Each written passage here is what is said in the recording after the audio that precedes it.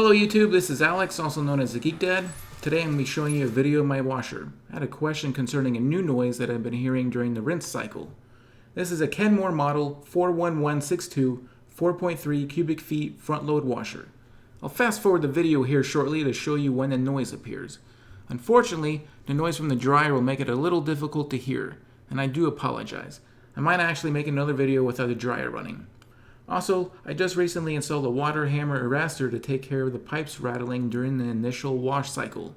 I don't know if this part would cause this issue, but I thought I would bring it up. Hoping someone here can let me know if this is a problem I should fix, or if this is completely normal that I shouldn't worry about. However, this noise is somewhat loud and annoying, so I do hope this is something that I can take care of without calling a professional.